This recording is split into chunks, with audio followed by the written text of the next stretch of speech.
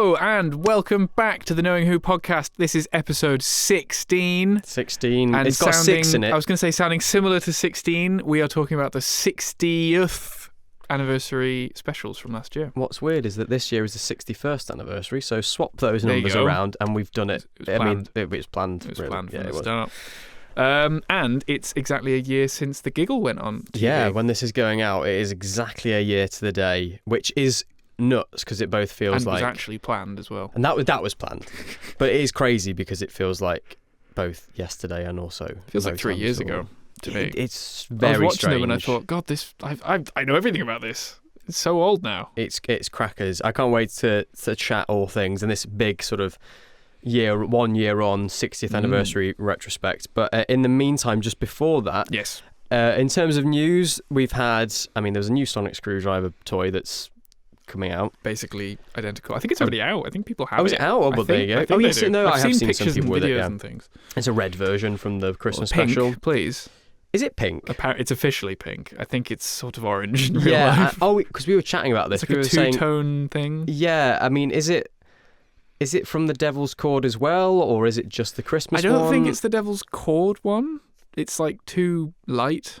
I don't know. There's but a shade thing. It is interesting. It's like a two-tony, pinky, orangey, salmony thing with some glittery bits in it. It looks cool, but I'm not going to buy it. If you want a red Sonic, fill your boots. Go for it. And your stockings. We now have Christmas. 3 shooty Sonics.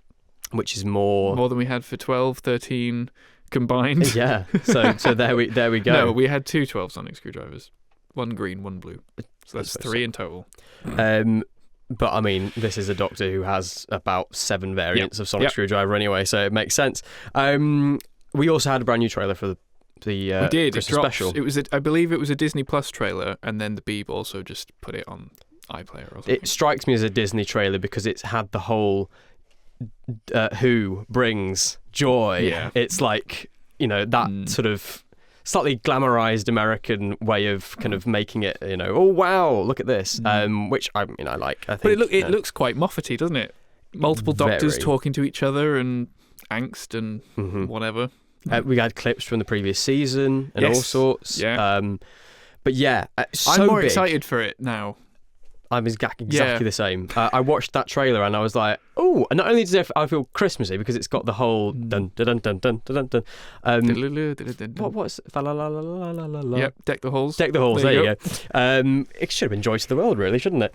Yeah. But anyway, yes, I had that exact feeling because it looks. I mean, it's very big, a big scale, right? So we've had. It looks great. There's a whole Polar Express sequence in it. Yeah. So it looks amazing. As in, like, production value-wise. But also, like, we've seen so much of it now. Like, we had a 5-minute clip a couple months ago. And then we had a trailer. And we've had more clips for Children in Need, another trailer. And we still don't really know anything about the story. I find that Doctor Who can, especially this current era, can be a lot like that. We can get so much content and feel like, they're very much keen to promote it, and yet there still is no sense of what's going to happen, which is exciting. And this is, I am really looking forward to it now. Yeah. I mean, I was always looking forward to it. Of course. Doctor Who, but like, I'm properly. Yeah, I've got that buzz, and I think, I've heard them talk about this on the Review of Death, or Nemesis, or any other Doctor Who podcast. They don't know we exist. But it's that kind of thing of as you get older, the time. Before an episode of Doctor Who that you get excited for it, sort of it not lessens, but it kind of shortens so that you get to a point where it's like on the day you're like, oh yeah, Doctor Who, oh my god, I'm suddenly really excited. So I feel like maybe that's what this is because I was sort of like, I'm always sort of excited and happy to watch new Doctor Who, but this, when the trailer came out, I was like, oh, actually, you know what? I'm really excited for Christmas now. It looks good. Like all the other bits and clips we've seen, I wasn't sort of. It was fine, hard. but this actually looks. It was hard to sort of it. get a handle on it. Whereas this, there's so much in this trailer. Yeah. Disney knows what they're doing. Yeah, and I've seen so many people speculating about multiverses and all sorts from this trailer. I haven't. I've not watched these things in depth, but I've just seen various thumbnails and stuff like that. So. Oh, and we know Joy's surname now. Have you seen that? Joy Almondo, which means to the world in Spanish. Of course. So her name is Joy to the World. So we've got Joy Armando and Dr. Mysterio. Doctor Who. Perfect. Yeah, I'm pretty hyped for it now. Pretty jazzed. So, pretty jazzed. So we've got the War Games in colour on the 23rd. We've got Doctor Who at the Proms on Christmas Eve. Yeah. And then we've got Joy to the World on Christmas Day. You know, if you're a Doctor Who fan, fill your boots. On BBC Three, Doctor Who Unleashed. Yeah, of course not. With your friend Stefan Powell. So speaking of which, you know, oh God, what is he going to make a cameo? Yes, is he here? He's here. I mean, Doctor Who Unleashed was one of the many things that we got for the 60th anniversary. It was. So I just want to touch briefly before we the meat of this episode is the actual specials, that we got. But at that November, I mean, it kicked off to an amazing start with the whole back catalogue of Doctor Who dropping on iPlayer for this big Whoniverse launch, which is amazing in and of itself. But we got Tales from the TARDIS. Yeah. I haven't looked into any of this. Sorry, I've forgotten. But yeah, well, that's the thing. Here I am. I'm ghost of Christmas past reminding you of the anniversary we had. Those brilliant Tales from the TARDIS where we got old episodes sort of remade into this sort of storybook thing. It was fantastic. The Daleks in colour, which we got on the anniversary itself. Yes, which I have watched. Which obviously we've talked about on the pod, so you can have a listen to our thoughts on that as well.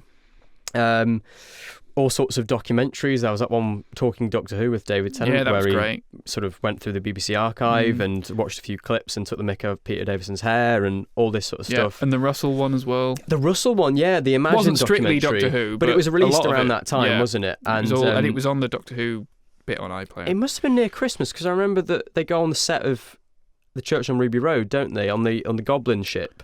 At the end. They do, yeah. Or maybe that was a bit later then. That was a great doc, really good.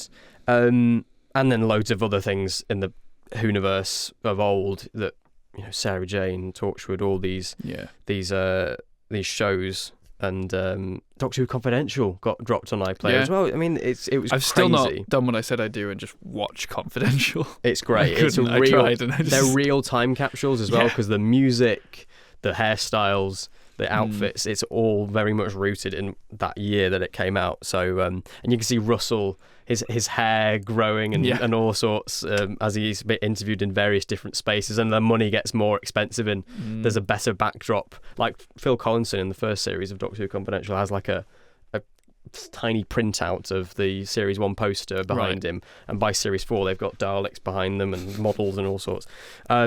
So it's to stop them from wasting away in the storage room of Doom. Exactly, yeah. I wonder what all those props are.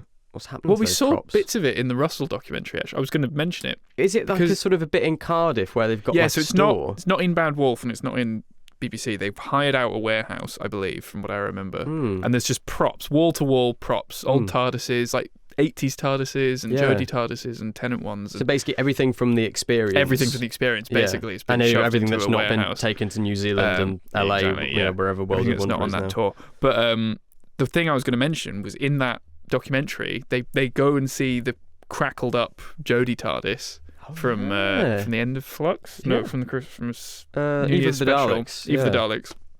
And they go, look, it's a broken TARDIS or something like that. And then I thought, well, what are they going to do with that? They're never going to use that again. Here we are, they've sold it off. Someone's got it. They sold it off for children in need. Yeah, I wonder who... I think we talked about it last time. We did, We did find the figures. I can't remember what it went for. But how amazing. I mean, even that, like, Doctor Who fans were feasting well for the anniversary. So to then get... I think 25th of November was when we got the Star Beast, and every obviously subsequent week after that until the 9th of November when we got the Giggle. We got this series of specials. Russell coming back to the show, David Tennant and Catherine Tate going on one final run. Yeah. And I mean, I just only have happy memories about these episodes. I think we can agree. So these are quite special because we watched the first two of these together, didn't we? Yes. Now, I just moved into a new flat at the time, and I hadn't got a telly at this point. So I don't want to. You wouldn't want to watch Doctor Who on a laptop. Brand new Doctor Who. It's not David Tennant coming back. Doctor Who. And at work we have some very nice tellies. So we basically said, well, why don't we just come in and watch. They've got some nice sofas. We'll just chill and watch Doctor Who in a proper broadcast grade, specced out. It was viewing suite. Beautiful. I remember. I mean, we'll talk about the titles, but after we'd watched the Star Beast, we literally went back and watched them in Ultra HD. Yeah, I don't think we watched it in full, possibly. Or like the week after, did we watch the Star Beast before we went and watched Wild Blue Yonder? Because it was a weird quirk, which they've now fixed. But last year, because it was dropping on iPlayer the moment it finished on BBC One, you couldn't watch the HDR 4K versions until like an hour after broadcast time. Right, okay. So we had to watch the boring standard def ones because we didn't want to watch it an hour late. Still looked very nice. Obviously, though. it's great, Yeah. but they've now fixed that, so now it drops on iPlayer at the same time. Well, technically not the same time as broadcast. We all know the story, but you can watch it HDR straight away now. I don't know where I was going with that. They look beautiful. They do. Either way. I watched the Giggle on... I was at home and I watched the UHD version of it, and it looks beautiful. I've just got a new telly as well. Have you really? Yeah, literally from Black Friday last week. Nice, and nice. It's 4K UHD. It's the same brand as the ones that we have at work. Nice. It's brilliant. When I finally I got my new telly in time for the Giggle, and when I got it, I think it's a Toshiba, and it was when they were doing a tie-in with Doctor Who for some reason. So on all the promos, like I bought it from Curry's or whatever, and it had the 60th graphics of Tennant and Tate on it. It was bizarre, and I was like, here I am, not buying a piece of Doctor Who merch, but it was weird how it all tied in together. And then the first proper thing I watched on this telly was Doctor Who, the Giggle, and God, it was bloody good. I mean, let's start with the beginning. Let's start with the Star Beast. I just remember when we sat down to watch that, there was a kind of that nervous feeling because this was a brand new era, and yet kind of the fact that we had Russell coming back, the fact that we had Tennant and Tate coming back, it was like, this is our childhood kind of, we had no idea what to expect. So we didn't know we didn't know if we were looking back at, Series 4, 2008 Doctor Who as rose-tinted, this was actually trash, but we loved it because we were kids, or if it was actually really good. And I still don't really know what the answer to that is, because I'll never know, because I watched it as a kid. But coming back to it now, is it going to be good? Is it going to be the worst thing I've ever seen? Especially because everyone's 15 years on as well. It's a lot of pressure riding on it. There was a lot. And then you get the pre-titles where you're basically being caught up on all of this stuff, which I'd be interesting to see someone who... Because I remember there was a real buzz, even around work, of people being like, oh, I actually, Doctor Who. People who haven't watched Doctor Who in years. Yeah, they were like, I'm going to watch it. Coming up to us and talking about it. And being like, oh, it's David Tennant's coming back, isn't he? So it'd be really interesting to hear their perspective of, I didn't watch the show since back then. So, getting caught. Because the Star Beast is quite a heavy continuity laden There's a lot going on plot. in it. Yeah, and it's kind of like it's kind of relied upon that you're aware of all that stuff, which is what the intro pre-title bit is for. And I think they did that after the fact, because I remember someone mentioning it on Twitter, and Rachel Talele being like, "Yeah, I didn't do that." Yeah, that had nothing to do with me. I did not do that. I would have.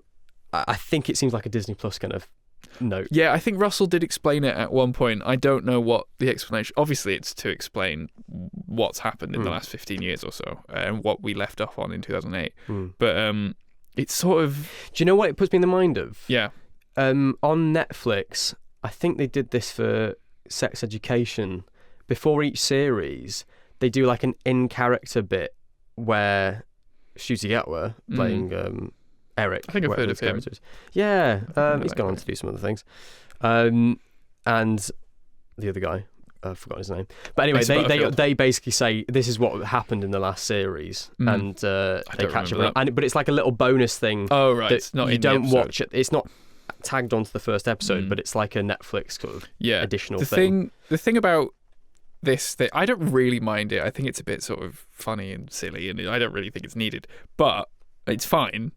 And it's like a video game cutscene loading screen, whatever, which is very funny. It's an interesting angle, isn't it? That's what I was going to say. Framing, really, yeah. Well, that's what I'm going to say. It was obviously done in a really tiny green screen room, for David at least, because the camera is so close to his face. At the end, it's like a fisheye. You can see it. It's like fisheye bulges out because they must be in a tiny room, the camera's close to him, instead of the camera being a bit further back and it's just zoomed in. So I don't know, that just really throws me every time. It is an interesting start. But then Donna is just in her kitchen, which that is strange, because I think what they would must have shot that bit on the set.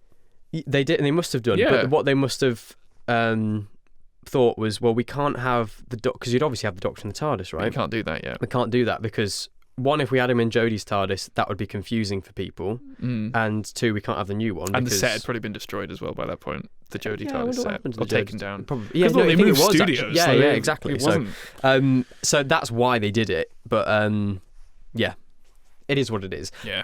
Regardless, the first thing we see after that is the brand new titles and music, and I still think that I remember us watching that for the first time. Oh. And we were both just we were silent, we were shocked, but we loved it. It's insane. Those titles are absolutely beautiful, and yes, the logo's PNG gate, whatever. The theme tune is absolutely amazing.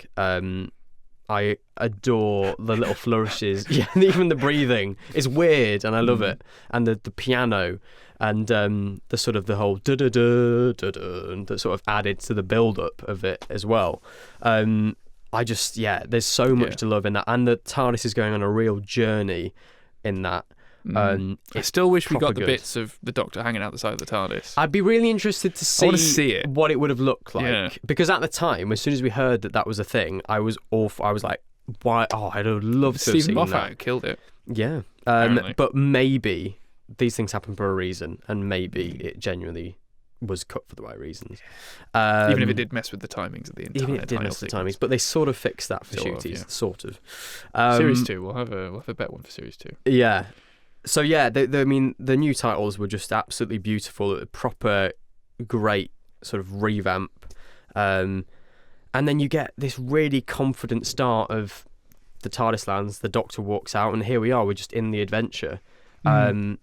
That's Camden. the thing. In Camden. Which I've now visited because of this episode. Isn't it gorgeous? It's really nice. It's probably my favourite place in London, It is really nice. I mean, it feels... When I was there, I thought there's no way the Doctor would come here. Because it was way too sort of commercialised and busy. And it's hip, so it's many trendy. people. I like it. He also lands right outside a sex shop.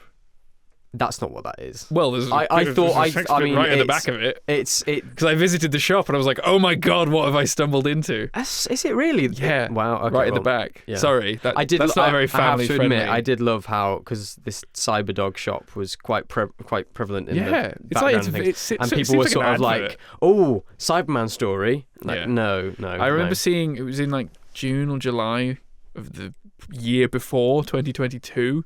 When they started shooting it, and pictures emerged of him first, and he was in this blue suit, and Catherine's there, and who's that, and why are they calling her Rose, and God, what is Wilf going to be here? And just following along on Twitter, and I mean, watching none of us knew. None of us knew. I think the leading theory at that time was it was an alternate universe.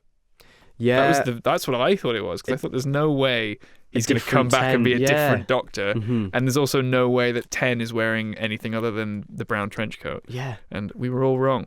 It's crazy. I remember making a thumbnail of Tate and Tennant are back, and just before I was going to release the thing on YouTube, we saw those pictures, so I had to hastily edit him out of the. Of course, yeah, because we were told the night before, weren't we? We got a press release of them because they were obviously they're going to be out filming in regular clothes, and then the next day they were out filming in Camden. And I watching the Giggle today and seeing that little bit of when the Doctor and Donna land back in 1925, and and Donna says, so what about Mel? And the Doctor's like, oh, she's brilliant. And it's like, we heard that. And people were like, no, they're not talking about Mel. No way are they talking about Mel. Literally, the shot that we see in this episode was also just a picture someone took on their phone down the same alleyway of the same angle of the TARDIS. And I remember thinking, I remember seeing that on Twitter in 240p. It's crackers, and there was a real buzz when all that film was going on. It was insane actually how exciting that was, because the more snippets we got each day, the more exciting it became. Oh, here's Bernard Cribbins. Oh, and there's none Sylvia. of us knew how any of it was going to work. No. We were so confused. And the Jodie TARDIS was there. Like, what on earth? Yeah, that was a really weird thing, it's wasn't David Tennant in the wrong costume with an old companion who can't remember him with the Jodie TARDIS. Yeah. And it's got white lights inside it because we could see that much, I remember. Yeah.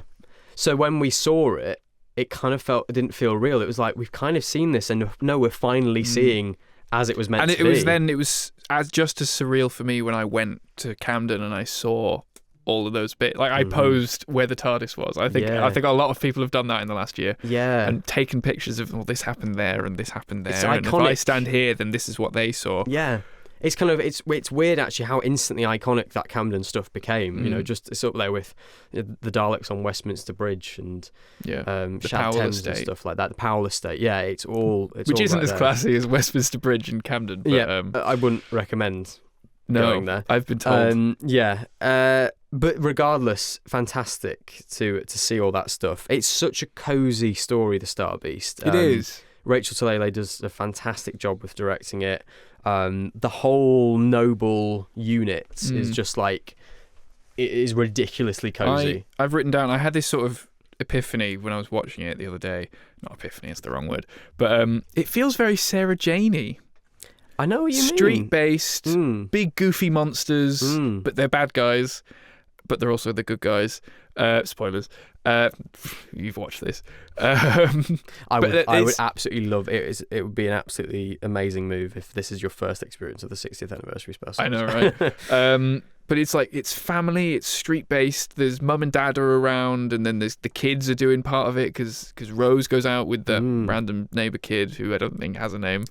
Fudge, there we I go. think it's a reference to the... Obviously, this was an adaptation This of the was original all from comic the comic as well. book, yeah. Which we've not even mentioned. This was adapted. This is also like huge. This has never happened before. Because we saw the Meep on the set. We saw on set, and everyone was like, again, it was people going, "There's the Roth Warriors, there's the Meep." Like, there's no oh my God. way. And people were like, "Well, how? Why would they be doing that?" But then it, there's the title caption that came up during that trailer, which was Special One. The Star Beast, and everyone was like, "Oh my God, it's happening!" And and also the theme tune, the intro says "The Star Beast," based on the adapted comic. by. It's crazy. Unfortunately, I don't remember their names. Pat Mills and Dave Gibbons. There we go. This is why I bring Miles along. Proper nerd. I love that. Can I just say I love the bit in Unleashed when they're chatting to those two, and then Tennant runs up in his North Face coat over his, in this freezing cold factory, and he's got his little magazine, and he's like, "Can you sign it for me, please?" And apparently that wasn't even his, but he had brought his other one anyway, and he got them to sign his actual one. So that's adorable. That's lovely. He's one of us. He is. But yes, what was I even talking about? It's Sarah Jane. It's a very much that kind of vibe. Yeah. Especially when you compare it to the Doctor Who we had, immediately before this in the last couple of years, which wasn't sort of family fun. Mum and Dad are helping us fight the monsters. More ITV drama. Exactly. That's the vibe I get from the Whittaker era. The Whittaker era, it's got its ups and downs, and I can enjoy it for what it is. But when I grew up on kitchen sink Doctor Who, I'm so happy to have it back. Which is what this story sort of emphasises. Yeah, family dynamics, tuna madras, which is actually really nice. I've made it many a time, and it's followed because they published the recipe. After the story went out. Yeah, Russell basically gave the recipe to James Goss and was like, "Here you go, write it up and put it on the website." But I haven't tried it, and I don't think I've ever had a madras, let alone a tuna one. Neither have I. But I remember when that went out, everyone was like, "Tuna madras, you don't do tuna madras." And then Russell was like, "Is that not a thing? I just made it up as a student, and I've been doing it all my life." Well, if you haven't made it, it's dead easy. It's cheap as well. Just get a few cans of tuna. Like I said, he did it as a student. It's perfect. At that age, I don't know. I think it was an old family recipe. Was it? Right. So it was very, very weird to him that it wasn't a normal thing. Yeah, it's just normal for him. But yeah, it's all that stuff, and I love the scenes of Sylvia and Donna when they're talking about Rose and all that stuff. It's so sensitively and so well done. I do love the little the bit between them when Sylvia is just like, "Did I do the right thing? Do you say that?" Because that's so real, right? Am I all right to say that? Yeah. And then Donna just completely reassures her and goes, "I have no idea, but we're in this together, and I do it all the time, and I have all the same questions." And it was really lovely done. I really like those little bits, and even like just in general, there's loads of little funny lines here and there between family. I can't quote them. I thought about noting them all down, but I didn't. But there's loads of just little those very kitchen sink kind of Davies forgettable one-off lines that you don't remember, like after a giant you watch sausage roll in the fridge, all that sort of stuff. Exactly. It's great. Putting the bins out. It's your day. It's recycling day. It's your turn to put the bins out. When I've forgotten his name. Sean. When Sean comes home and there's chaos going on in the kitchen, he goes, "Something smells nice." Yeah, something smells nice. He just ignores it completely. And the whole Sylvia's look when she sees Neris. The Neris they references. mention Neris and that then viper in the nest. Yeah, no, and they say, "Oh, Neris. Oh, yeah. Oh, how is she? Oh, she's all right." After the accident, she's not all right. She's not all right. Well, it was her fault. She's been all right. Yeah. No, she's been fined. I think. No, she's fine. She's not fine. She's been fined. That's what it is. That's hilarious. It's so, but that's Tennant as well, as well as the dialogue. It's Tennant who is so good at exposition, the comedy, just the quips, everything. He's really great. He just jumps back into it. He does. He honestly does. We say that he's been doing Big Finish for years now, so I don't think he's forgotten how to do the Doctor. He's having a lot of fun here, and he's also. I know he always says that whole thing of I'm not doing it the same way as I did it before. I'm doing it the same way. There's no what would be the point of having him back? But there is a weariness to him, even if it's subtle in those first two. It's deliberate. There's more of a darkness it's a plot to the related 14th Doctor thing, isn't it? Yeah. There's what I notice, this is sort of skipping towards the Giggle, I think now, but there's a bit of 12 in him. He's angry. He doesn't like humans. Yeah, he's angry at the human race for he's like, don't think you're excused. And it's very obvious in the Giggle, but you get it in Wild Blue Yonder as well. And probably get something like it in Star Beast, but you can see those bits of him from after the 10th Doctor bleeding through a bit, which is really nice. And it's weird to think this Doctor knows who Amy Pond is. Yeah, this Doctor knows who Yaz is. It's weird hearing him talk about I wore a bow tie and then I was a Scotsman, then I was a woman, and it's like that you as Shirley you don't know that. You shouldn't know that. This is wrong. This is like really this. wrong. But his the way he acts, that's a really nice scene actually. There's a good example of him, like how he's just sort of sat hidden away. He's there messing around with his screwdriver.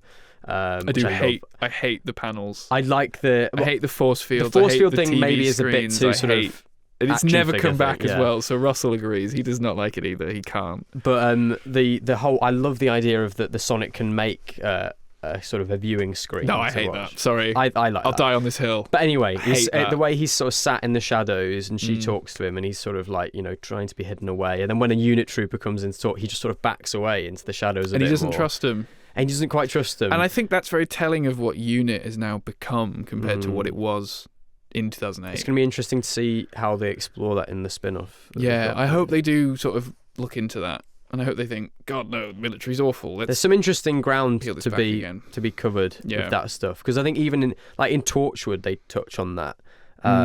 They touch on the whole kind of, Unit it's not great. It might seem all, Brigadier and they were great in the Stewart, 70s, but nowadays. But yeah, I just love how he interacts with her. And then there's the little things, like how he jumps on the back of the lorry and just gives her a little wave. And he sits down all cross-legged. Yeah, and he's so chilled. He's having fun. He's having Dave's so having much, fun, but also the so Doctor's having fun. Yeah, the Doctor's like, I'm enjoying this. But what a busy day, eh? Because the Doctor's gone from basically the power of the Doctor. We don't know how much time has passed. Well, in TV terms, he's gone from Power of the Doctor, he's taken the TARDIS to Camden, and then it's non-stop from there all the way till You're Generation. Forgetting when he goes to Skaro. Of course. Well, it's still non-stop though. Yeah, he meets Davros. Even if you discount... Well, he doesn't meet him. Even if you discount that and everything else. And then there's a sort of half-canon Dalek story comic book as well, which happens all before... Which happens immediately after, after Regeneration, which then leads immediately into Destination Skaro. Yeah. Which then leads... Well, there's another Sigurac story actually in the annual as well. Story. Yeah. In the annual, there's a little short story. So there's a lot. And I'm sure Big Finish will put a lot in the gap between the end of the Sigurac story and the start of this one. Who knows? But that means that every single one of those stories would have to have Jodie's interior as well. Very true. Although it's Big Finish, who cares? No one can see it. Well, you never know. I mean, you get the right sound effects. Jodie atmosphere. Custard creams and all that sort of stuff. Yeah. But yeah, it's so nice to see him back doing all this thing. It's Catherine, really nice. Catherine yeah, Tate. Catherine as well. She slips back into the role of Donna like it was yesterday.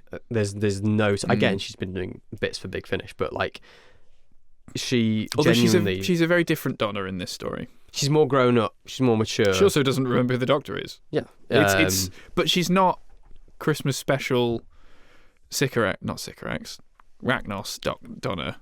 I'm sure there's Runaway a story Bride out there. Donna. Yeah. She's not the Runaway Bride Donna who's angry and just wants to go home and hates everything. Yeah. She's intrigued. She is annoyed, obviously, but she's sort of halfway between someone we don't know at all and the Donna we know and love.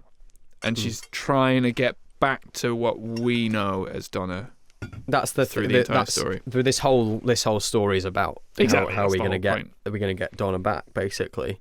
And I honestly didn't know at the time, because again, this is all up in the air. I thought maybe this whole series of specials is just about her getting to know the Doctor again. Maybe it doesn't really matter if she remembers him. It's it's gradually getting to know him again that matters. But no, they resolve it all within this episode, and actually, it's a very clever way of doing it. How she has a child, therefore that the metacrisis is passed on between two people. I mean, I think that is it, because at the end of the day, it needs to happen. Yeah, we need to get it out of the way. And we need to resolve this thing that I did 15 years ago and I don't want to do anymore. Yeah, it just gets us back to where we want to be, and because at the end of the day, we just want the Doctor and Donna running about in the TARDIS for a bit. Precisely. So we need to have something to happen. I know a lot of people didn't like, oh, well, there's two of us, so it's fine now, or they didn't like how this big plot device that we set up 15 years ago was just, we're going to throw that under the rug now as if it didn't exist. Which I understand, but also if you want Donna to come back, you have to get round it. Unfortunately, and logically within the story terms, it's explained. It kind of it's not just thrown There's away. an explanation. Yeah, exactly. It's not just that they just don't they mention it. They reference it all the time. So But before we draw to the end of the Star Beast and talk about the next one, just let's talk a little bit about the monsters, the Meep and the Wrath Warriors. The Wrath Warriors, who I think are fantastic, because the fact that as soon as they start speaking in that sort of courtroom trial bit, and they're super posh and so polite, I think that's a great way of subverting the whole kind of don't judge by appearances, which is not what the whole plot of the Star Beast is about, really. It's about identity and it's about all that sort of stuff. It's also very Doctor Who to have these two RP aliens who are actually just quite polite, and who in the classic series would have genuinely just been like that anyway. That's just what would have happened. So they're fantastic. When they fly, that's so cool. We need action. But they also, even though they're really cool and high budget and really you wouldn't have seen it in Doctor Who 10 years ago, they're still really janky, which I love. Which is great, amazing. Isn't it? They're so rubber-suited monster. They're so obviously just a man in a suit. I love them being on stilts, though, so they've got that sort of... Adds a bit extra bit to them, doesn't it? But you're right. I love how it kind of harkens back to those rubber suits, because the way they sort of, when they're moving their mouths, it's like, can't really speak.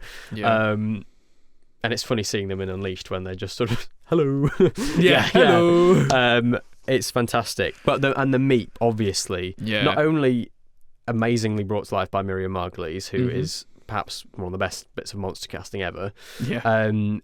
The creation of the Meep itself, that thing is, I would say, 90% of the time, the real prop that they made. There's a few CGI bits when it needs to run across the room or whatever. Or I think when it's in the spaceship, it's all CGI as well. Yeah, and maybe when it's on that little plinth as well. Other than that, that's a real tangible thing, and it's so good. It's amazing. Yeah, I remember when we watched it, we were both sort of thinking, "Is that real?" Yeah, there's no way. Yeah, but not in the sense of it doesn't look real, as in I can't believe that's real. Because I don't think we could tell whether it was CG or not. Because usually with CG you can sort of tell that's computer generated, especially on TV, especially on Doctor Who. But with this, it blended so well that you couldn't tell. Do not know what that is. And I remember we saw set photos of the back of it.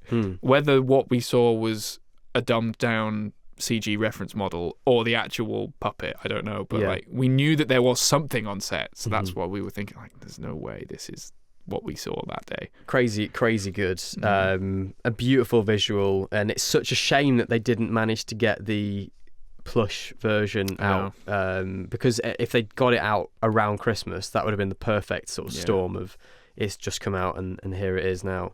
But like, you know, did we ever find out what shut that down? Is it just no one wanted to sell a Meep toy? I don't know. I think there's been a lot of Russell has one about it. Yeah, Russell's mentioned that he's got one. So who knows? Maybe one day. Yeah, who knows? But yeah, and there was one at Toy Fair when we saw the shooty. That was figure. where we found out about it. I think. Yeah. We end the episode. Brand new TARDIS, the biggest set that we've ever had. It's amazing. I think it's a bit empty, but it's a bit size empty. of it is incredible. It's a bit dumbed down as well from what we see later on in the shooty series, because like the lights are almost always just white in these three stories. Almost always. They're not clean. It's very clean. It's very stark white. There's a big monitor on the wall which Shooty uses all the time, which doesn't get touched at all in these three stories as well. So I think they were acknowledging, look at this amazing new TARDIS set we have, but also saving the best bits for when Shooty comes along. Because it's a real director's dream. Because not only do you have all those lighting states, you have so many levels. Just like the Matt Smith TARDIS kind of had a bit of that. Yeah. His first one, you know, they're kind of, you know, here's the sort of corridors up there, and you've got the bottom bit.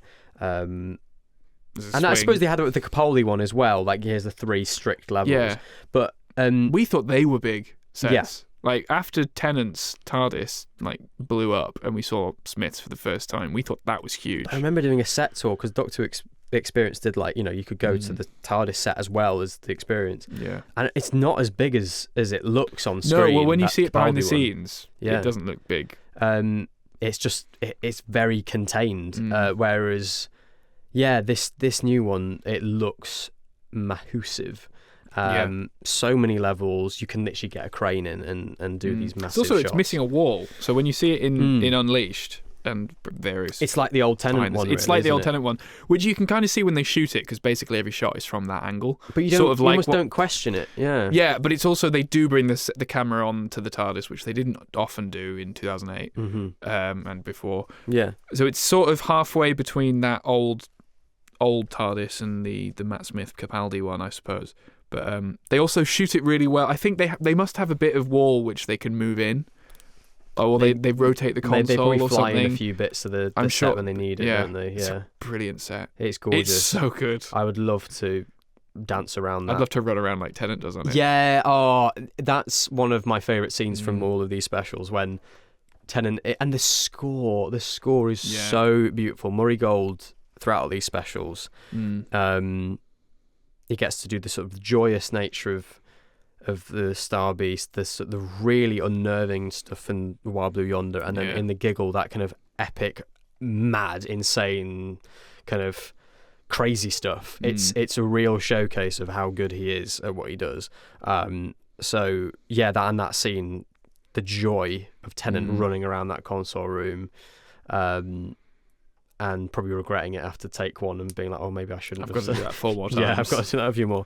But it works. Yeah. Then Rachel Talalay has gone online and discussed that scene, and she's recently put it up without the music, like the original, the rushes for that I think it was like an extended version or something of it. And like, apparently they discussed it loads, and Tennant wanted to do it in a certain way, and he worked with Rachel on how to do that. And basically what you see is almost his first reaction to it. Yeah. And I think in Unleashed you see his first reaction, or one of the YouTube videos, they literally show Tennant walking on for the first time. Oh, it's brilliant. It's really fantastic. And it's huge! I've already said it, but it's massive. It is massive. And yet Donna spills the coffee on it and it's ruined within the first 5 minutes. Yeah. Which is fantastic. And that brings us to Wild Blue Yonder. Which... Safe to say, I think it's our favourite of the two. I mean... Of the three, sorry. Well, yes. Yeah. I remember watching it. Yeah. And I think we instantly knew, but you've got like trepidation of like... You don't want to say. That can't have been as good as it was. But it was like, that was a modern classic right there. Like, brilliant. We just watched the new Midnight, basically. Yeah. And I think... Even though I'm saying that and I'm agreeing with you completely, this was the second time I've watched it this morning. Really? Yeah. That's crazy, because I remember that week that it came out, I probably watched it about 5 times with various people, just enjoying. And everyone I watched it with was like, that was incredible. Yeah. That was great. Even Izzy's mum, who does not like Doctor Who one iota, sat there and watched it and was like, I really enjoyed that. I thought it was really good.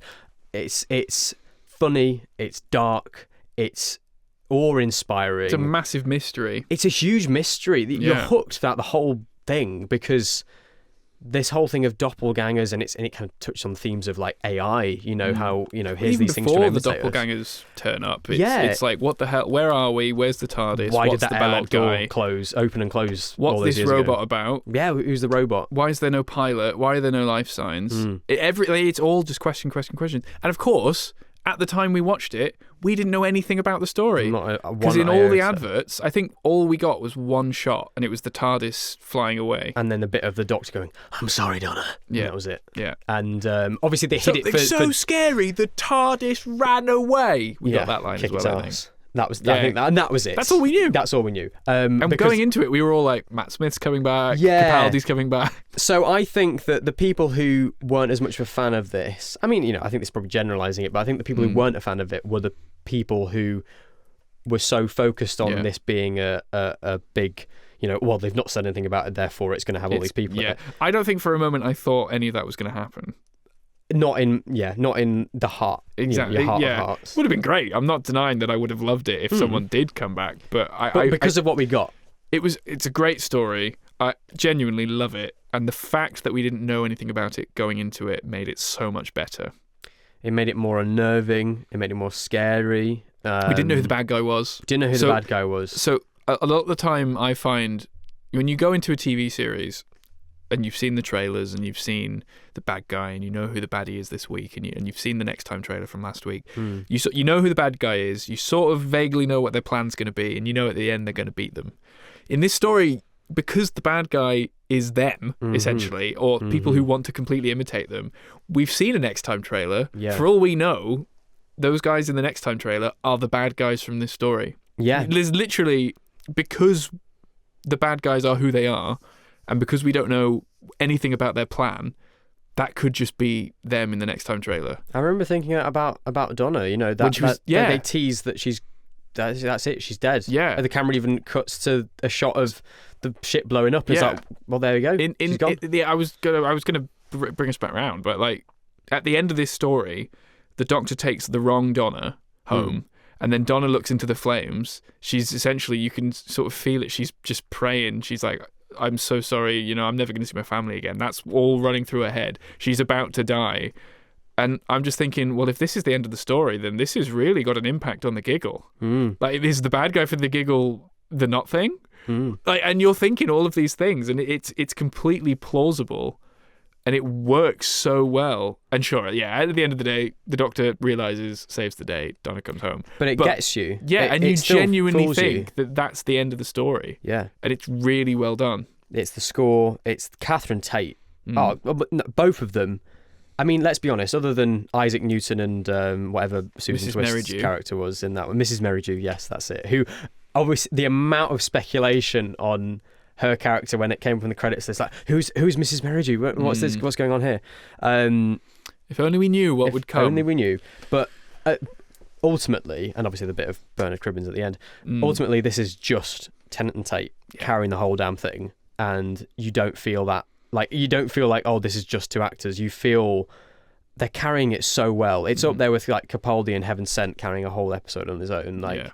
This is... I prefer this to Heaven Sent. I mean, yeah, I do. I really love this. I love them too. I love their performances as both the Doctor and Donna, and obviously the no They things do really well at sort of uncanny valley, unnerving versions of themselves. From the first scene when they come through the doors of the you can tell, rooms. But you can't. And it's like, you're watching it and you don't really think much about it, but then you slowly, I mean, I've seen it before and I knew what was going to happen, so I could tell then. I always love asking this. When you watched it the first time, when did you twig that that's a clone or that's not the real one? Yeah. Well, I mean, the Doctor just sort of sits down and watches Donna.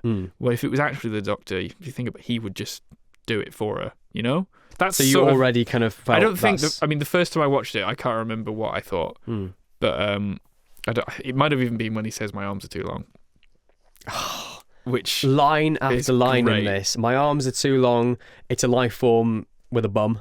With a bum. The that's absolute good. nothingness. I mean, the absolute nothingness scene is like, I think, one of my favourite scenes in the entirety of the show, because the acting, the direction from Tom Kingsley, who is he's just come in and be like, oh, I'll give you one of the best looking episodes of all time. How about that? Yeah. The performance from Tennant, it's so terrifying, because I find space a scary concept in and of itself. That's why Oxygen was so terrifying, because here's just an expanse of nothing, and that can kill you.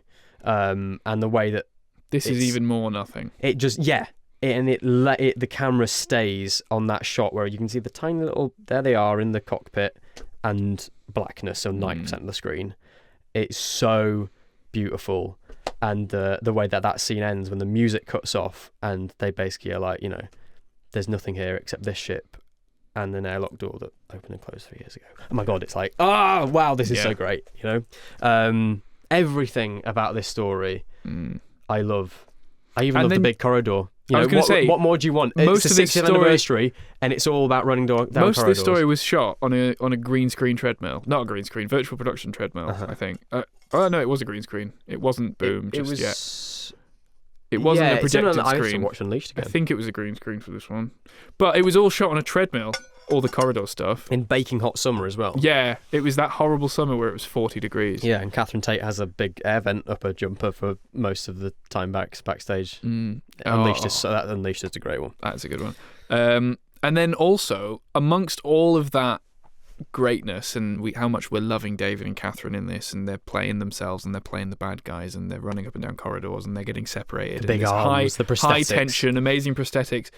We get mentions of the Flux. Yes. And we get mentions of the Timeless Child. Yeah. Which I think a lot of us going into these specials were thinking, thank God we're never going to hear those two words again. Or just at least like, I guess this is going to be a new slate. Either we're way. going to just sort of not mention it for a while. But I love how Russell's gone, no, that happens. He doubles down.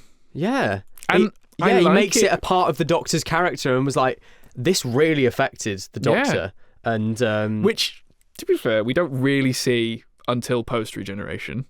But I love angsty 10 or 14. I love angsty David Tennant. He's angry, he's shouting, he's punching walls. He's slamming the walls, You can see it. He is visibly shaken to his core. Yeah. And when the Not Donna says, you weren't born on Gallifrey, you can just see, he looks up and he goes, what do you mean? And he's shaken. He's like, why are you bringing this up? How do you know what? And he's got 100 questions running through his head. Yeah. And all the fans are thinking the exact same thing. And I can't imagine what all the people who hadn't watched Doctor Who in 10 years were thinking. I wonder what that would have, how that would have landed. But emotionally, like the moment when Tennant is like, oh my God, is that really you? Like, I can't believe I can finally talk to someone about this. And then he's just, and there's a rug pull ripped moment. apart. Yeah, it's and she collapses so into a good. puddle. She goes into a puddle and then cuts to the other scene, and Tennant goes backwards and his head goes through his legs. It's funny and unnerving at the same time. I don't know how Russell does. It's the whole kind of like the moment with the jaw. Like as a kid, that would have really freaked me out. But now it makes me go, oh my God, that's so clever. It's so good. It gets both levels so right. And the zippiness after those scenes, we have that slow moment of, the Doctor and Donna trying to work out, is it really you? They run into that other room. All four of them are there, and the dialogue is just bang, bang, bang, bang, bang, bang, bang. Here's the salt, bang, bang, bang, bang, bang. It's so zippy and fast. Yeah. There's honestly nothing but praise for this episode. I love this story. It's one of my absolute favourites. I love it. There's one thing I do want to bring up, and it's not against this story specifically, but do you think originally the plan was that when the TARDIS goes all crazy and makes the groan noise, that's the first instance of Sutekh? Do you think that was the original plan? I don't know. Or do you think he's just been sat there for 40 years?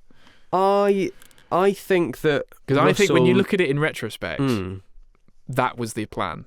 Or when the salt is poured and he invokes superstition, that's where the idea started. I think it would have been clever idea to be like, you know, the TARDIS went all the way to the edge of the universe. That was what allowed Sutekh to latch on. Yeah, and it went crazy with the HADs, and it was blowing up, and and it was almost itself. like that was it's Sutekh's chance to get on. But I think Russell maybe. I mean, from what he said, you know, he's had this. From what he said, this has never happened. This has never been so true. I don't think that was the plan. But I think that definitely the appearance of that sound effect was definitely, maybe even retrospectively, they went, because the Wild Blue Yonder was the last one that they finished. Right. So they would have had the post starting on the next series and bits and pieces. At the very least, things were planned. So, and I also think, and this doesn't impact the story whatsoever, but I also think originally the reveal of the new TARDIS would have been at the end of Wild Blue Yonder. The end of Wild Blue Yonder? Yeah. So I think originally, if we saw any bits inside the TARDIS, it would have been Jodie's interior. Right. They would have done the coffee machine, or they would have ruined the TARDIS somehow. And then it maybe came through back Sutekh or whatever. Yeah. And then it came back, and they have that whole new. Oh my God! It's rebuilding itself. He shoves the Sonic in the doorway. It rebuilds. It flies off, and it comes back, and it's all fixed. Sort of like in the 11th Hour. Yeah, So I think I get what you mean. It could have been a very early on thing. It might not have ever happened, but I think that would have been kind of nice. But I don't think it could have happened because, like I've said, Jodie's set would have been taken apart. It was at a completely different studio. I have a feeling that probably in storage. You're bringing this to. This is the first one that was on Disney Plus. You want to show off your brand new set straight away. Exactly. So I think there's a lot of little factors that never would have made that happen. Yeah. But I think possibly at the very early stages that would have been the plan. But what we do get at the end is Bernard Cribbins. Yes. His final scene for Doctor Who. Back in Camden. And it's just pure joy. It's just brilliant. great. He's fantastic. It's like Russell says, you know, he kind of gets everything in that scene. He gets to be funny, he gets to be sad, he gets to be, you know, terrified and emotional, and he gets the whole spectrum of emotions. He gets to flirt with David Tennant. Yeah, that lovely face. That lovely face. He's fantastic, and it's lovely to have a dedication at the end of this episode for him as well. And you know, I think they managed his absence in the Giggle, you know, as well as could have been. You know, they could have done. You know, there's in these horrible circumstances, there's not much more they can do. So I'm glad that the worst thing they could have done would be to not acknowledge that Wilf was there at all. To not just to cut him out and use someone else. And just pretend like, oh, he just, you know, he's not there. But yeah, the only thing I had an issue with was the whole shooting moles. I thought that's not a very Wilf thing. Yeah, well, should have been up the hill stargazing. Exactly. I've also written, like, can you shoot moles in London? Can you shoot anything in London? Are they in London? Are they in I assume they're somewhere near London. Home counties, like, yeah, sure, but like, is he allowed to have a gun? Like, he wasn't. The only reason he had a gun before was because he stole it from his service in the war. Yeah, and I assume now this is a shotgun. I thought you were talking about the paint gun at first. I was like, I don't know. I just genuinely, I know there's a lot of people who are like, wouldn't shoot moles. He's a nice fella, but also like, how does he have a gun? Very weird. How is he shooting moles in like central London inside the M25? Very strange. I don't know. And you know who's even stranger? The toy maker, Neil Patrick Harris. Oh, it's brilliant, isn't it? I mean, the Giggle, there's so much to love about the Giggle. I think that people at the time, the bi-generation stuff was such a shock. Yeah. And that kind of the whole episode was overridden by that, because that was the focus. That's the bit you remember. But going back to it, it is just like the other two. There's so much to love about this. Neil Patrick Harris is the toy maker. I mean, that's still amazing that we've got this big Hollywood A-lister. Yeah, they've got that casting. Yeah, and he's so good as well. He doesn't phone it in. Like, he's really going on for it. He's properly on it, and it's all through. It's all through. Russell worked with him on It's a Sin, so and that's how they know each other. And I think they talk about it in behind the scenes stuff. Like he's just a massive fan of the show already. Interesting. I forgot about that aspect, and he's so happy. Just like he would have done anything. Like if he was called in to be an extra, he probably would have jumped at it. That's how much of a fan he's a Ryan Gosling level fan. Exactly. And the fact that he got to be a big major bad guy as well. is just great. And I kind of hope he comes back, although I guess he was banished from all of existence. So But I don't didn't think he you can. get that glimmer of hope in The Devil's Chord when Maestro climbs out the piano and you hear that ha ha ha ha ha, ha and you're like, oh no, don't please, oh my god, yes. They've kept this so secret. Yeah.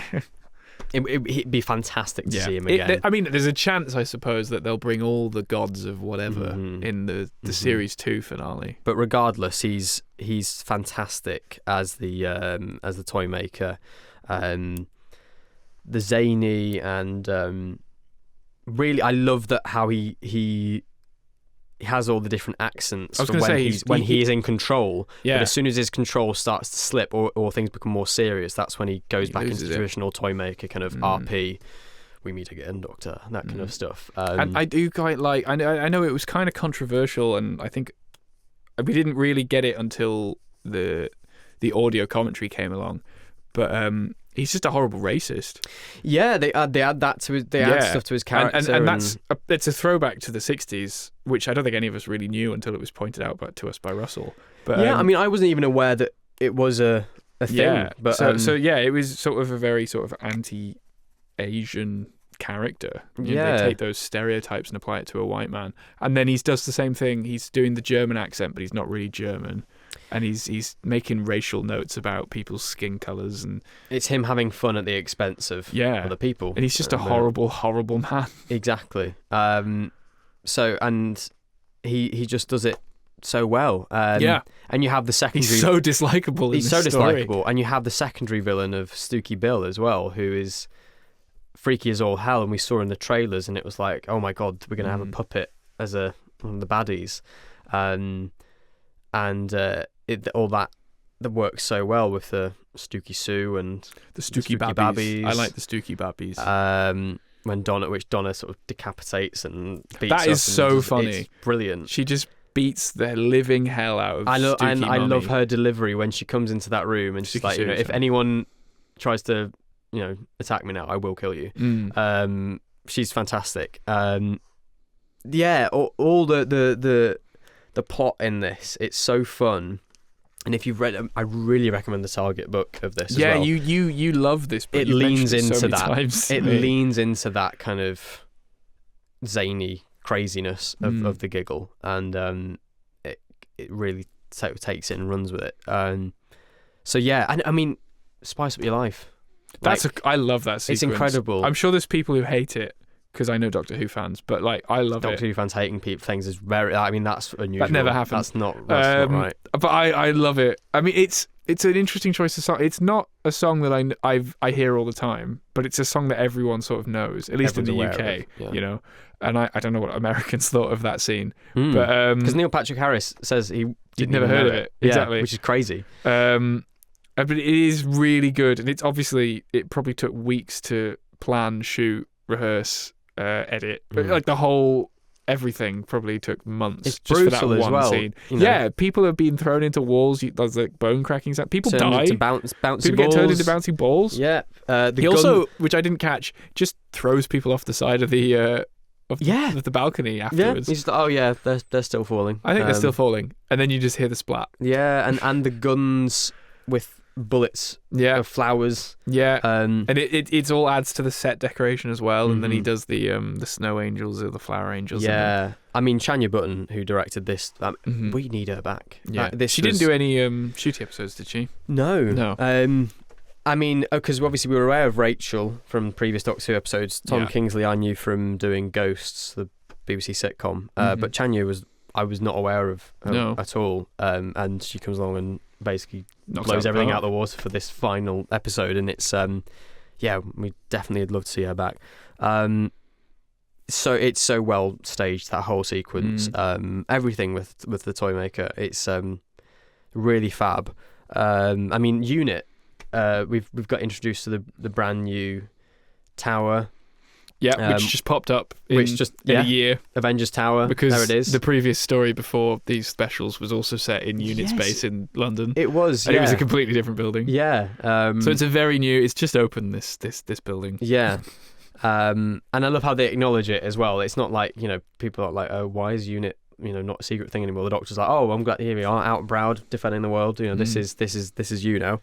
The Vlinks. I forgot about the Vlinks. Yeah. This was the first story of the Vlinks as well. Yeah. Like when he popped up, I was like, oh my god, yeah. It's like K9 popping up in a story. Like, oh yeah, I forgot that. Yeah, K9 was in this. The Vlinks, fantastic. Of course, we're mates with the Vlinks now. We met him at the proms. Yeah. He saved us from Maestro. Which was great. So yeah, the Vlinks is another it's just loads of those little things. Mel coming back as well. Yeah. Which again is really nicely handled. They don't just they both don't take stop the story to say look who's back. Yeah, it's Mel. But equally they don't just go, oh yeah, she's here. Yeah, Mel's here now. There's moments when we get the little reintroduction to Mel, to the point where I think regardless, I mean, you wouldn't have seen any stories with Mel before this point, would you? I think I've watched 90% of Terror of the Vervoids. Interesting. Yeah, it was on Doctor Who on Twitch. Regardless, I mean, you wouldn't have known. I mean, even from Terror of the Vervoids, you don't really get her as a character. But you still, by the time that she's there with the nobles at the end, you feel like, yeah, she's part of the family. She's great. Mad Auntie Mel. No mention of the nobles when Mel comes back at the end of season 1, though. Well, Rose. Noble. We see Rose, but no one they're not like, yeah, Donna's great. Did they say something about her mum? I don't think so. I'm not sure. Anyway. Yeah. I mean, I don't think we're ever going to see Catherine in Doctor Who again. Oh yeah, there's going to be a spin-off with the 14th Doctor. No, of course it's not. As much as I'd love that. Have we mentioned on the podcast what happened to 14, according to Russell? Yeah, about him. He goes to Venice going in Venice the 1790s, and he just dies in a whirlpool or something like that. Yeah, and that's it. That's the end. Fair dues. It came from Russell, so it must be. Must be canon. Must be canon. Well, let's talk about the kind of the bi-generation in the room. Bi-generation in the room. Yeah. It was very weird watching that episode go out because there'd been rumours. I hadn't seen any of them. It got leaked. Yeah. Someone put it on Reddit, I think, and I think I might have seen it and then completely discounted it because it sounded bizarre. Yeah. And then I forgot everything about it until the moment it happened, I think, is what happened to me. And as soon as that... Which Russell also has acknowledged. He says it in the commentary, like, this leaked weeks before, we couldn't do anything about it. Yeah, I remember deliberately avoiding... I knew that something had leaked, but I deliberately avoided it because I was like, I want to enjoy this for what it is.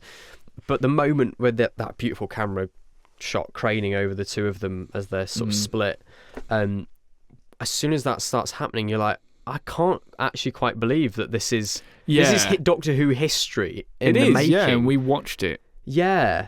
I mean, I'm sure people would have felt a similar thing with the Timeless Children and all that sort of stuff, but for this, it was like, this is like a thing that's happening. They can't undo this. You can't ignore this. Yeah. Like, you can sort of, like, with the Morbius Doctors, like, you can, and that's the same sort of thing that, in theory, you could do with the Timeless Child.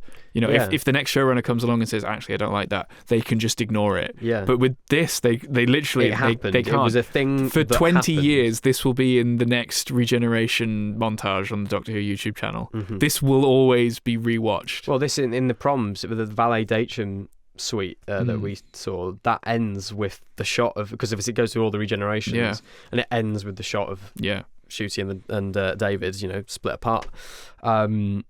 It was crazy. I think the moment that rammed it home was when they were in the TARDIS just chatting away, and it's like, this is the new Doctor talking to the old one. I'm gonna be that person. I don't like bi-generation. Sure, okay, but I do like them interacting. I like that they both have airtime. I like that they're both in this story because obviously it needs to happen. Ncuti needs to begin, like, he needs to appear, and it's the 60th anniversary and you've just cast this new Doctor. And I also like that 14 gets to just continue living and not just have 3 stories to his name. Mm-hmm. And I like that, in theory, David could come back again. That's always going to be up in the air. That's always going to be a possibility. But so, I mean, it's the same for any Doctor, though. Yeah, I know, but, like, this Doctor's technically still around, whereas all the other ones are dead. I loved all the memes when Empire of Death came out, and it was like David's 14 at home watching watching all this happening on the telly, like, oh my god. Well, he got dusted, I assume. That's why he couldn't help. Yeah, he must have done. So. And also, I like the idea that this Doctor could go on and be the curator as well. because we don't really know how bi-generation That's a very works. interesting theory, so isn't it? I saw that pretty quick, and I really liked that idea. So I'm not a big fan of the actual them splitting in two, and I think that looked a bit goofy, but it's Doctor Who, so that's sort of allowed. I mean, I think I like the result. They pulled it off very seamlessly. I like the result, and I like how it was worked into it. Like, even though I don't actually like the actual idea of it, I do like what ended up happening. I think, in terms of it happening in the Doctor Who universe, it's always going to feel very strange because it's never happened before. It's never happened before. It's never going to happen again. Yeah, they it's also never going to happen again. Because then, in theory, you could have 50 Doctors. Exactly. All at once. And I don't quite buy into the whole, it happened to every Doctor. No, all of them. I don't like that idea at all. That they just woke up and they were still there and their TARDIS was there. Yeah, I think it's great that it's a freak thing that happened. But that's why I think people struggle with it, sort of coming to terms with it, because it is so weird for, it's against the norm. Yeah. For the anniversary, it's perfect time to do it. Yeah. But I think what makes me love it is that emotionally, I think it really works. And that's what I always come back to with a lot of Russell's stuff, is that emotionally there's a reason for it. And yes, sure that there could have been more drawn to the fact that here's the 14th Doctor with the same face as an indication that he's worn down. If that was seeded a bit more, then maybe people would find it a bit more palatable. But the whole thing of, just the 15th Doctor and the 14th Doctor on that unit rooftop, when 15 turns around to him and is like, I've got you. And it's like, that says so much about self-help, about being there for yourself, about checking in with yourself. And I literally texted you today because you were like, oh, I'm watching the Giggle and whatever. And I was like, I watched it this morning and I genuinely teared up because it's so... I think I on an emotional level find that so beautiful. And I think... Oh, my voice cracked then. I wasn't breaking up down into tears, I promise. It's just beautiful. I think that it really works for me because of that. And sure, it's overly sentimental at the end when the Doctor says, I've never been so happy in my life. But I think that it, because of what it's saying, and I love stuff that's sentimental anyway. I love Richard Curtis films. I love all that schmaltzy stuff. It's why when we talked about Empire of Death, I was like fully invested in that TARDIS leaving scene because it was everything that I dig into, everything that I dig, all that emotional schmaltzy stuff. So yeah, that's why it works for me. And it is a really important message as well. Yeah, you looking at it hits close to home for a lot of people. I'm sure everyone has that moment where you are stretched too thin and you've got to pull yourself back and think about it and take some time off. And so it's a very important message, and it's something that I'm sure a lot of people, if not everyone, can relate to, and it does work. Which is very Russell, it's making at the end of the day human. That's what it is.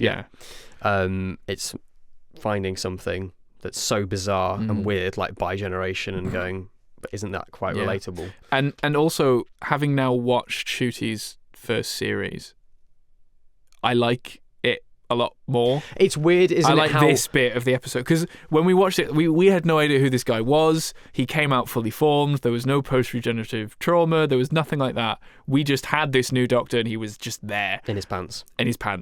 But now that we've seen him do a full-ish series, I know who that is now, and this makes a lot more sense on the screen. And it works. It works. I do like him. I'm not just thinking, who's this guy? Why is he shoving away my Doctor? Why is he telling him to go hide and be sad on his own? Why does he get to go away and not my Doctor? Yeah. But now that I've seen it, I know. But now that I've seen him in action, and I like it. Because again, it's just good. Like we were saying about the Star Beast. There's a confidence to shoot to this bi-generation thing. It's not half-heartedly done. It's like, no, we're going for this. This is happening. This is being done. And he's there. He's there, and Ncuti's there. He's fully formed. With one of the most popular Doctors in history. And he's playing off him. He's jumping off him. Yeah. And I think that it's interesting that you said that whole thing of like how much easier it is to watch that stuff now because we know what happened afterwards. I think that what made it so uneasy for so many people at the time was like, well, how is this going to affect how we now watch the show? Because we're going to feel like we're not watching the Doctor, we're watching some other guy. Yeah. But from the Church on Reby Road, I didn't even question that. Yeah. It's just a different way of regenerating in the show, in terms of the show, and Yeah. even if they never. I don't think we'll ever see what happens to 14. And I don't think they need to, because at the end of the day, that's the Doctor. Maybe in the 75th anniversary. Ooh. Maybe in the 75th. You've got somewhere to be. No, it's the end. It's my 7:30 alarm, which I don't know why I have one. It is 7:30. It's 7:30 the night before this episode goes out. And I remember a lot of people felt the same way I did when this went out, that it sort of felt really bizarre that they were keeping him on and telling him, take it easy and hide away and hide yourself and don't be the Doctor for a bit and just recover, while this other guy goes sauntering away. Reference. This other guy saunters away. And like, he has the TARDIS, but he can't do anything with it, and he can't be the Doctor. But now that I've seen Ncuti be the Doctor, I'm bored with it. It's and it leaves a door open as well. And it's just a nice, like I was saying, it's just a nice way to end it. And for the 60 years of Doctor Who to be like, here's the Doctor getting a happy ending, but also not, and that's very Doctor Who, to give us an ending and a beginning at the same time. And maybe I was thinking, maybe these 3 episodes should be in old New Who. That would make so much sense. And then season 1 wouldn't starts it? with Ncuti, with Church on Ruby Road being this new version of the Doctor. But I guess it's a licensing Bad Wolf Disney thing that they had to make it a new series. Yeah. But regardless, it's what a run of specials. I mean, how would you compare this to the 50th? You can't. Yeah, you can't compare. I think that's a very fair way of putting it. They're very different. I love the 50th because it was my first sort of big anniversary special, the first one I ever watched. And we talked about this last week as well. You can't compare the 50th to the 5 Doctors, and they're all very different anniversaries. And I think going into this as well, we were expecting it to be the 50th again. That's probably why some people came out really not feeling satisfied, because they were like, well, that's my expectation for an anniversary. This is all I've ever seen, and this is what I want. And I would have loved it. If Matt Smith came back and Peter Capaldi came back and Jodie came back and if Chris Eccleston came back, which we know he won't, but like if that all happened and we'd done the new Who 5 Doctors, like, yeah, sign me up. I'm not like, that would be brilliant, and I would have loved that. And then there's a bi-generation at the end and Ncuti arrives and then there's 6 of them or whatever it is. I would have loved that, but it wouldn't be this. And also, you get 3 episodes out of this. And I think, sure, I would have loved a whole series of this. I would have loved David to come back and do 8 episodes or do 14 episodes or, whatever. But I'm glad that we got more than 1 episode with him. And I'm glad that we got a variety of stories. I'm glad we got Wild Blue Yonder. I'm glad that we got, a bit more than just, we're on a spaceship and everything's going to explode. We got normal Doctor Who episodes, but also it was a big anniversary thing, and we got my childhood Doctor back. You've got multi-Doctor. It's multi-Doctor as well. A new TARDIS, just like in the 5 Doctors. You've got an old enemy coming back, just like in Day of the Doctor. You've got David Tennant coming back, just like in Day of the Doctor. And he's not got that stupid hair like he had in Day of the Doctor. Oh, how happy is it to see him with the spiked hair? And it's sort of gingery as well. I kept thinking that watching this. He's also got like a bit of eyeshadow on. You've got the action figure. You can. It's not gingery on the action figure. It not? Okay, no, that action figure is horrible. We need. I've not got that. That's 14th Doctor, the only one I'm I can't wait for the Vortex one, because I'm going to get it to replace the one that I currently have, because I'm not a fan of it. I hope his arms are too long. I really want a David Tennant with arms too long. And I just wanted to say one final thing about the fact that I remember when we were at the proms and seeing the suite for this series of specials, and it kind of reaffirmed this was a very special time. It was an amazing run of stories. That's crazy to think when the proms was, essentially, it was only half a year since those specials came out. Yeah. And yet here we are. It's not even been a year since Ncuti's first solo episode. Yeah, that's in 2 weeks. Yeah, but also, there was the 60th anniversary, 3 episodes in 3 weeks. Then 2 weeks later, a Christmas one. A Christmas episode. Yeah, it was insane. It was amazing. We were so lucky, and we're still very lucky. Here we are we're still getting Doctor Who, even though everyone on Twitter says that Doctor Who's going to be cancelled. I don't know if you've seen any of that. Yeah, it's not going to be cancelled. Doctor Who fans are always worrying about the show being cancelled. The BBC cancelled. literally put out a report the other week saying it's their most profitable show they've made in years. Exactly. It's not going to be cancelled anytime Doctor soon. Who, like the Cybermen, will always survive. And I think that's a beautiful note to end this 60th retrospect on. I hope you've enjoyed hearing us wax lyrical about the anniversary. Please let us know your memories and favourite bits. I did put out a tweet, but no one's replied. So Ben did put the tweet out a bit. I put it out too like late. an hour ago. But yes, thank you very much for listening. We will be back not in 2 weeks' time, because that would be the 23rd of November. Yeah. No, 23rd of December. So time travel. Slightly over 2 weeks, 2.5, maybe 3 weeks. We don't know what exact date yet. But we do know what we're going to be talking about. Yes, we do. It'll be about Joy to the World, Yeah. the Christmas special for 2024. I'm excited for it. Mm-hmm. So am I. Special number 5, as it's called on Disney. Is it really? Yeah. Cracking. And then I'm sure when season 2 comes out, it'll be episode 1 of season 2. Love it. And I think we're getting a trailer for season 2 as well. Yes, we are. After the episode, we're getting a trailer for season 2. And we're getting Unleashed again, obviously, 2 hours afterwards. It's going to be simulcast on BBC One and Disney Plus. Is it? Yeah, so it's not a midnight release on iPlayer. Right. And it won't be released at UK midnight in America. That would have been crazy, wouldn't it, to have the Christmas episode at midnight on Christmas Day? Exactly. So it's being released at 5:10 GMT, which is whatever time that is in America. Right. And it's not being released at midnight GMT.